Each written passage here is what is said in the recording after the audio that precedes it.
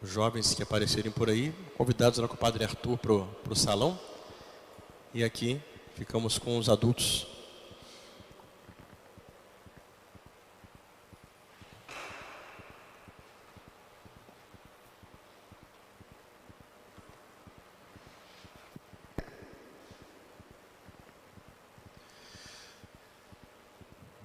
Papa Francisco, ele olha para São José, na sua carta Patris Corde, justamente a partir daquela missão tão especial para a qual Deus escolheu São José, que foi a missão de ser o pai adotivo do menino Jesus.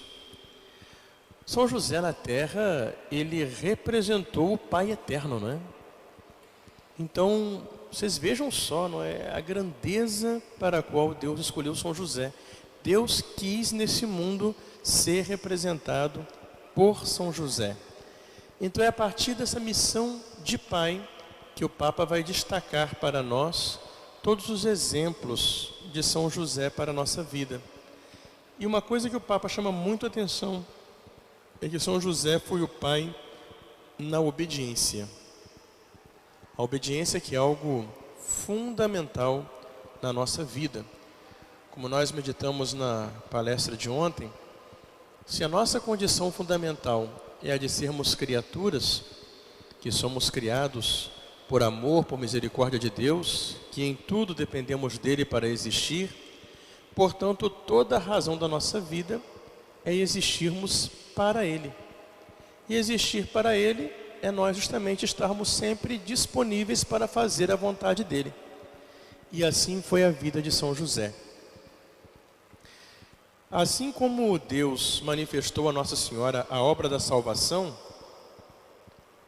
e Deus usou-se do anjo Gabriel para anunciar a Maria, que ela seria a mãe de Deus, Deus também manifestou-se a José, através de sonhos que na Bíblia, conforme os antigos sempre entenderam, era um dos meios pelos quais Deus manifesta a sua vontade. Então, primeiramente, São José foi obediente a Deus que se manifestou a ele. Quais foram os 4 sonhos de São José? Que foram as 4 únicas vezes que Deus manifestou-se a ele de modo extraordinário.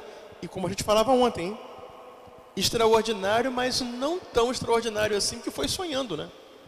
São José não teve uma visão do anjo. Ele acordado viu o anjo aparecer, não. Ele sonhou com o anjo. E mesmo assim ele conseguiu entender, claro que por uma graça de Deus, que aquele sonho era uma mensagem real de Deus para ele.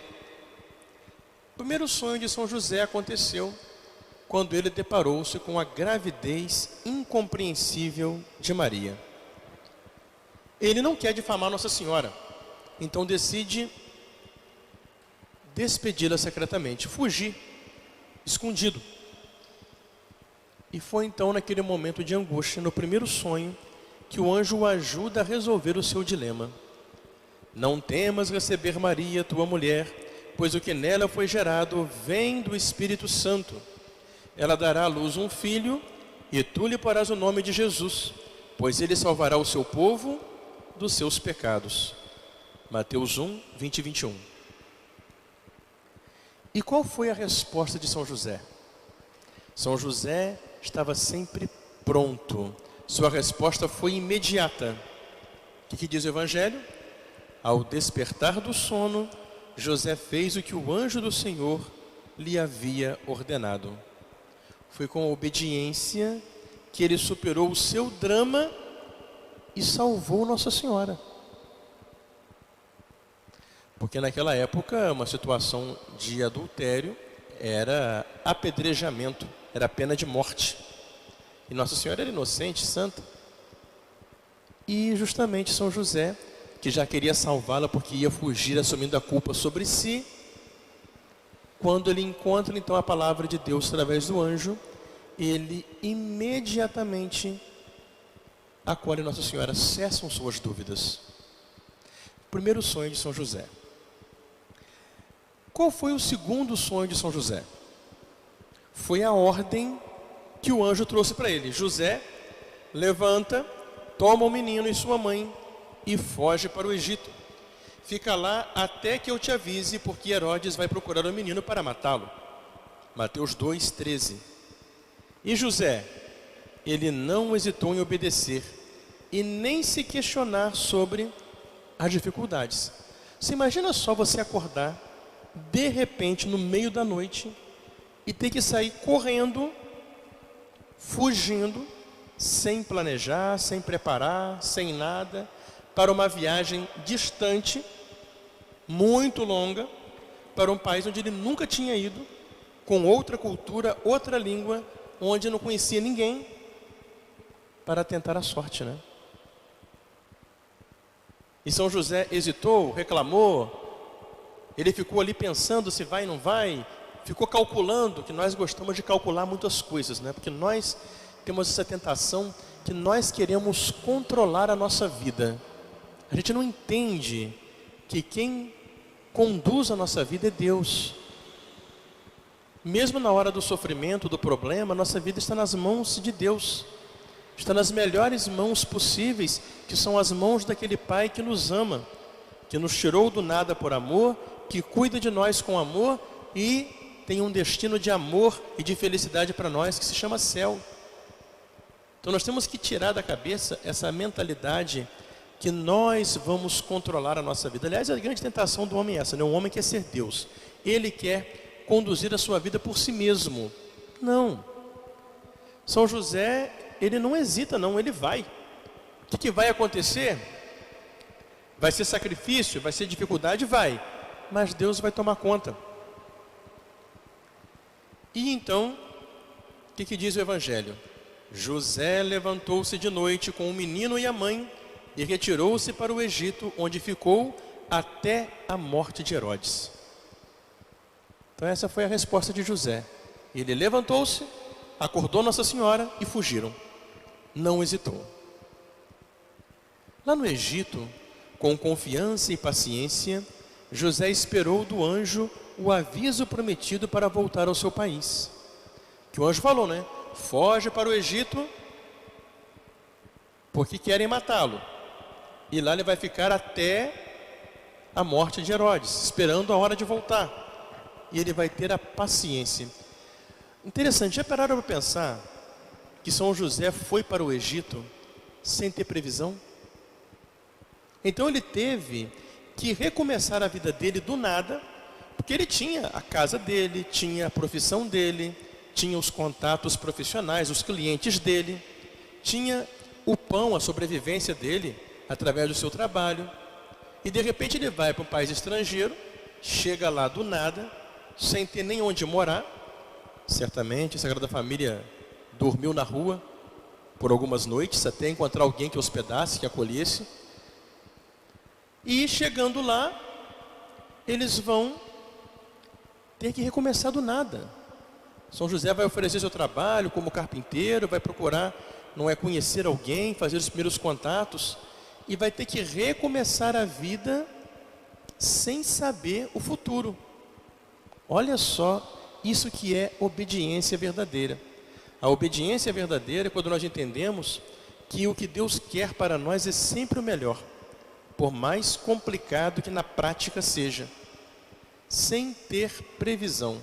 Ele não sabia se ficaria no Egito 1 mês, 3 meses, 1 ano, 10 anos, não sabia. Então o que ele fez? É agora, é o que Deus quer, eu vou fazer por onde viver, onde Deus me colocou, não importa como seja. E assim ele começou. E lá ele vai ficar então esperando, até então que o anjo, num terceiro sonho, depois de informar que tinham morrido os que queriam matar o menino, ordena que ele se levante, tome de novo consigo o menino e sua mãe e regresse à terra de Israel. E São José obedece de novo sem hesitar. O que diz o Evangelho? Ele levantou-se, tomou consigo o menino e sua mãe e entrou na terra de Israel. É bonito que o Evangelho mostra a mensagem do anjo e logo diz, e José fez. Deus mandou, José executou. José nunca hesitou. E no caminho para casa, São José estava pensando voltar para Belém. Se vocês lerem bem a Bíblia, quando se narra o nascimento de Jesus, Jesus nasceu no presépio, não é isso? Que era um curralzinho de animais, porque não havia lugar para eles na hospedaria. Quando o Evangelho narra a chegada dos Reis Magos, o que é que conta o Evangelho? E a estrela então se moveu, depois que saíram do palácio de Herodes, e foi parar onde? Onde a estrela parou? Sobre a casa em que estava o menino. Depois daquela noite de Natal, daquele aperto todo, São José arrumou uma casinha para morar em Belém. É bom lembrar que os Reis Magos chegaram mais ou menos em Belém, quando Jesus tinha já uns 2 anos de idade, né? Eles ficaram 2 anos viajando. Jesus tinha mais ou menos, já tinha feito mais de 1 ano de idade já. A gente bota os Reis Magos no presépio, uma representação. Mas eles não chegaram no Natal, eles chegaram depois. Por isso que a festa de Reis não é 25 de dezembro, é 6 de janeiro. Então os Reis Magos, quando eles chegaram, Jesus tinha mais ou menos quase 2 anos de idade. Por isso que o Herodes vai mandar matar as criancinhas de 2 anos para baixo, para matar Jesus junto. E quando os Reis Magos chegaram, José já estava com Nossa Senhora morando numa casinha. Ele tinha se fixado em Belém.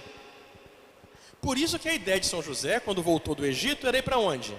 Voltar para Belém. Mas aí no caminho, olha só como é que São José era um homem de obediência, hein? Estava com aquela coisa toda, viajando, pensando, eu vou voltar para Belém. No caminho, durante a viagem, conta o Evangelho de São Mateus. Quando, porém, soube que na Judeia reinava Arquelau, em lugar do seu pai Herodes, teve medo de ir para lá, que Belém está na Judeia. A Judeia é a província, não é onde está Belém. Depois de receber em sonho um aviso, retirou-se para a região da Galileia e foi morar numa cidade chamada Nazaré. Foi no meio do caminho que ele ficou sabendo que tinha que desviar a rota. Vocês entenderam agora? O que é obedecer? É você fechar os olhos e deixar Deus te conduzir. A grande tentação do homem é aquela tentação que o diabo colocou para Adão e Eva. O que o diabo falou para Eva? É verdade que Deus não quer que vocês comam das frutas do paraíso? Aí Eva, né, coitada, foi ingênua. Não, a gente pode comer de tudo. A gente só não pode comer dessa fruta aqui, ó, do bem e do mal. Ela entregou o ouro, né? Porque no dia que nós comemos essa fruta, nós vamos morrer. Qual foi a conversa do diabo? Não. É que Deus sabe que se vocês comerem essa fruta, vocês não vão morrer não. Vocês serão iguais a Deus, conhecendo o bem e o mal. Conhecer o bem e o mal aqui é você conhecer tudo, é você ter o domínio, você ter o controle da sua vida. É você ter Deus. Vocês serão iguais a Deus. A partir de então, sempre o ser humano teve essa tentação de procurar descobrir o futuro. Uma das coisas que mais fascina o ser humano é descobrir o futuro. Se vocês olharem bem para os cultos pagãos, sempre houve o quê? Adivinhos, aquelas pitonisas lá na Grécia, em Roma, aqueles adivinhos que faziam adivinhação olhando estrela, olhando vísceras de passarinhos, essas coisas todas, não é? Essa coisa de adivinhar o futuro. E até hoje, né? O pessoal não fica fazendo superstição, jogando tarô, carta, esses negócios, búzios, esses negócios. É a fascinação do homem de querer saber o futuro. Por quê? Se sabe o futuro, ele consegue decidir a própria vida. Só que não é isso. A nossa vida pertence a Deus. Só Ele sabe o futuro porque é Ele que nos conduz. E a melhor maneira de viver em paz é você deixar